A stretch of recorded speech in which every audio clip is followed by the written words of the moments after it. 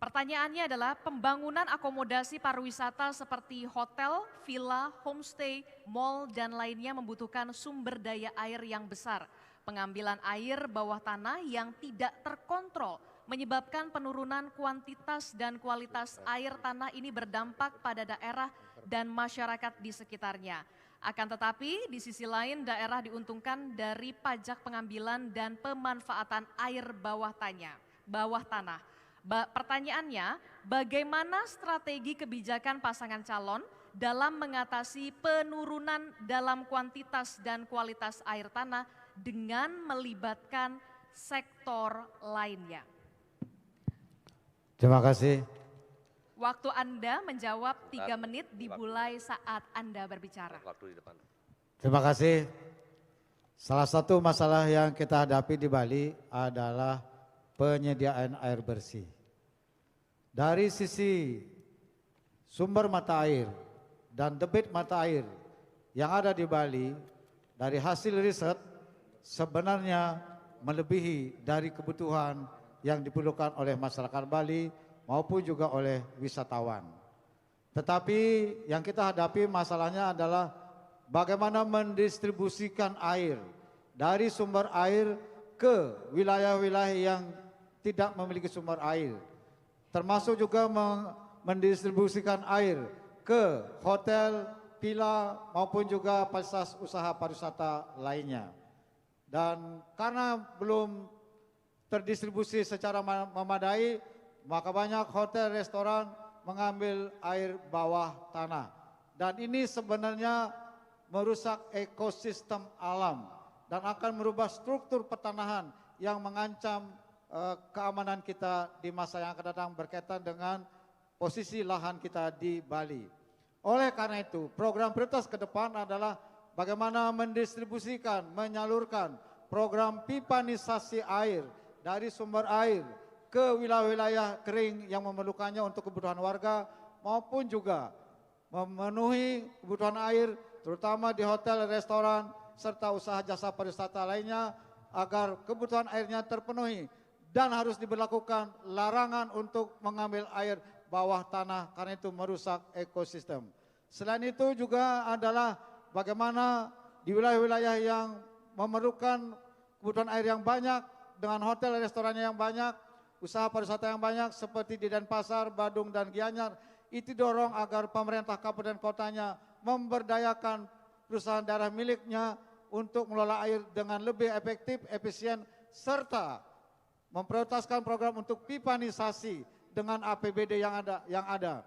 Kalau memang kabupatennya tidak memadai dengan APBD-nya, maka pemerintah Provinsi Bali akan mendorong dengan dukungan APBD. Demikian, terima kasih. Masih ada waktu. Masih ada waktu, Bapak? Cukup. Cukup? Baik, terima kasih. Waktunya kita riset dulu kembali. Baik. Saya persilakan kepada calon gubernur nomor urut 1 untuk memberikan tanggapan dengan durasi 1 menit 30 detik. Waktu dimulai dari saat Anda mulai berbicara. Terima kasih. Kondisi Bali saat ini di daerah Karangasem dan di Buleleng masyarakat masih kekurangan air ya. Saya rasa dengan kepemimpinan 5 tahun kita jika serius ingin melakukannya kita bisa Karangasem dan Buleleng bisa mendapatkan air bersih selayaknya. Dan untuk air bawah tanah yang memang selama ini menjadi permasalahan di daerah selatan yang dimana hotel-hotel dan hotel-hotel villa banyak mengambil air di bawah tanah. Dan kami mempunyai strategi di mana reboisasi yang tidak pernah selama ini dilakukan, kita akan melakukan reboisasi. Yang kedua, penanaman biopori massal. Biopori massal yang dilakukan setiap hotel-hotel dan diwajibkan sekian persen dari jumlah bangunannya. Dan juga kita berikan instruksikan kepada masyarakat untuk menanam biopori massal. Tentunya air laut kita rubah menjadi air tawar yang dimana pembiayaan dilakukan oleh hotel-hotel tersebut dan juga pembuatan gorongan atau tempat penampungan air untuk air hujan. Terima kasih. Masih ada waktu, Bapak? Masih ada waktu? Bapak masih ada waktu? Cukup Bapak? Pasangan cukup? Cukup Bapak? Baik, kami akan reset time. Oke, baik. Selanjutnya saya persilahkan kepada calon gubernur nomor urut 2 untuk menanggapi kembali dengan durasi 1 menit 30 detik di waktu dimulai saat Anda berbicara. Pengamatan kami sama bahwa di Kabupaten Karangasem salah satu daerah Kubu itu betul-betul mengalami kesulitan air bersih. Tapi di Karangasem juga ada sumber mata air yang sangat besar di Kecamatan Abang maupun di kecamatan yang lainnya. Ini yang harus kita distribusikan. Dan sekarang ini sudah ada bendungan untuk menampung air tersebut untuk disalurkan ke Kecamatan Kubu. Ini adalah berkaitan dengan program pipanisasi penyaluran air dari sumber airnya ke wilayah Kubu. Agar di Kubu dalam 5 tahun ke depan saya memimpin itu tuntas dalam mengatasi air bersihnya. Begitu juga di Buleleng, di Kecamatan Tejukolo dan di Kecamatan Brokak juga kesulitan air. Tetapi juga Kabupaten Buleleng memiliki sumber air. Sekarang ada bendungan Tamlang yang bisa disalurkan airnya ke rumah-rumah penduduk maupun juga untuk kepentingan irigasi. Oleh karena itu akan menjadi program prioritas untuk memastikan 5 tahun ke depan Buleleng dan Karangasem tidak lagi mengalami kesulitan air bersih. Begitu juga air untuk kepentingan irigasi untuk mendukung pertanian untuk menghasilkan pangan dalam rangka Bali berdaulat di bidang pangan. Terima kasih. Masih ada waktu Bapak, mau dilanjutkan? Cukup. Cukup, baik terima kasih. Kita akan reset dulu waktunya. Untuk selanjutnya, saya persilakan untuk mengambil undian yang akan ditunjukkan pada calon gubernur 1. Kepada Pak.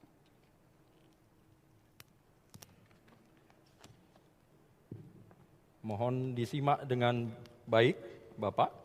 Saya hanya akan membacakan pertanyaan 1 kali saja dan tidak bisa diulangi. Pertanyaannya adalah, unsur terpenting dan kunci keberhasilan pengembangan sumber daya manusia adalah pendidikan dan pelatihan. Semakin kompeten dan terampil SDM yang dihasilkan akan semakin meningkatkan daya saing dan tingkat kesejahteraan mereka di pasar kerja yang ada di masyarakat. Pertanyaannya, langkah-langkah operasional apa dan kebijakan apa yang akan pasangan calon ambil untuk meningkatkan kompetensi dan daya saing masyarakat Bali di tengah-tengah desakan standarisasi SDM masyarakat global di berbagai sektor pekerjaan. Waktu menjawab Anda 3 menit, dimulai saat Anda berbicara. Terima kasih. Pada saat ini memang kondisi saat ini memang sumber daya manusia atau pendidikan kurang mendapat perhatian yang serius. Seperti di mana sekolah berasrama, Bali Mandara, yang di mana untuk sekolah siswa miskin itu dihentikan programnya.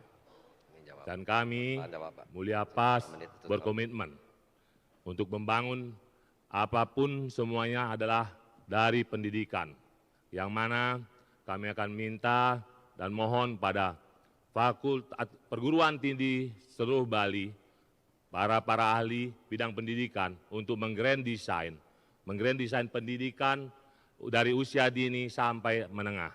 Di mana jika pendidikan sudah layak, pendidikan sudah berkualitas, pendidikan sudah mumpuni, saya rasa masyarakat dan SDM masyarakat Bali akan punya daya saing. Yang kedua, kami memasukkan kurikulum di mana setiap sekolah menyesuaikan dengan kebutuhan pasar yang diperlukan.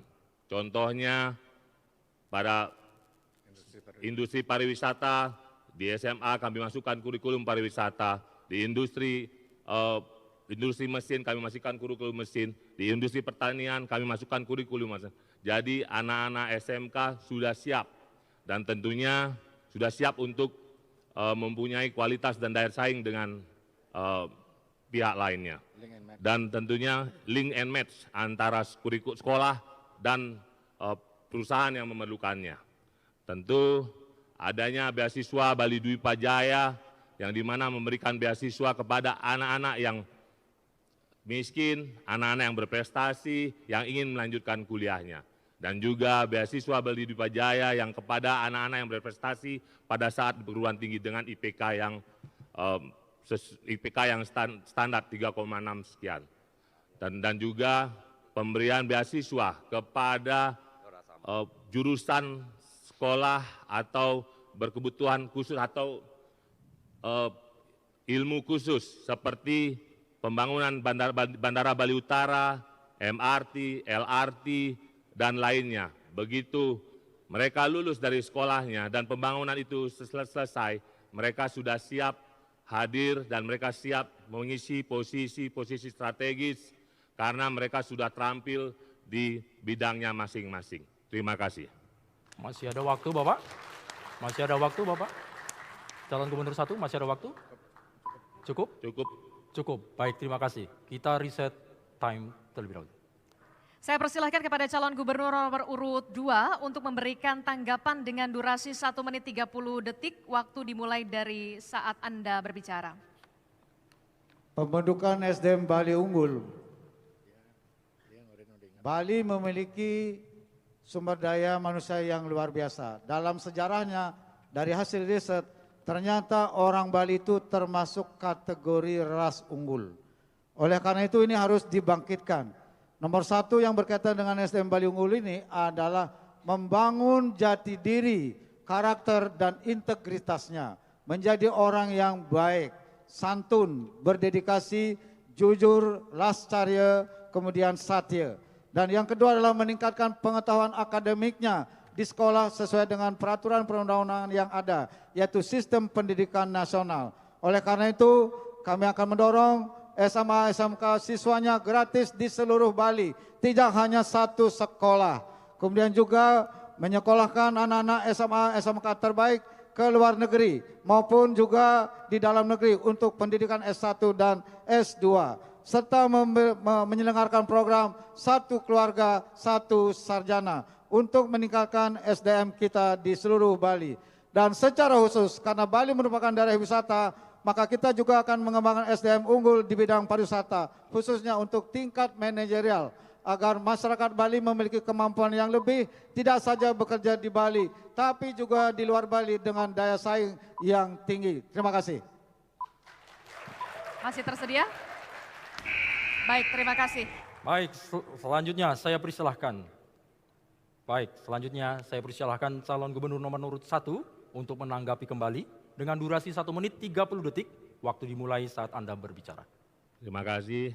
Jika itu dilakukan, saya rasa SMA SMK kita saat ini pasti berada di 100 besar ya, 100 besar atau 50 besar. Tapi kenyataannya SMA SMK kita berada di posisi 350 besar. Bahkan itu pun hanya Santo Yosef yang terbaik di antara 360-an. Yang lainnya SMA negerinya semuanya di atas 400 sekianan. Dan tentunya hal yang paling penting adalah di mana tidak semua siswa, tidak semua murid yang bisa sekolah karena biaya. Ada yang ingin sekolah, ingin mengikuti dunia pendidikan, tetapi tidak punya kesempatan. Nah, disitulah kita harus hadir di dalamnya, pemerintah harus hadir di mana anak-adik kita tidak boleh ada tidak ada yang sekolah. Kami Mulia Pas tidak mau masyarakat Bali itu miskin. Kami Mulia Pas tidak mau rakyat Bali itu bodoh. Kami Mulia Pas tidak mau rakyat Bali itu sakit. Kami Mulia Pas tidak mau rakyat Bali itu lapar. Jadi pendidikan harus diutamakan. Yang selama ini anggaran pendidikan hanya digunakan untuk membangun unit-unit, dan kami, anggaran pendidikan kami lebih fokuskan untuk memberikan semua masyarakat agar bisa sekolah. Terima kasih. Baik, kita berikan tepuk tangan, aplaus bagi kedua pasangan calon gubernur. Sesi pendalaman materi calon gubernur Provinsi Bali telah usai dan kita akan beri tepuk tangan lagi yang meriah untuk semua calon gubernur Provinsi Bali. Di sesi selanjutnya adalah giliran calon wakil gubernur yang akan menjawab pertanyaan dari subtema yang masih tersedia. Usai jeda, tetap di debat publik kedua, pasangan calon gubernur dan wakil gubernur Bali tahun 2024.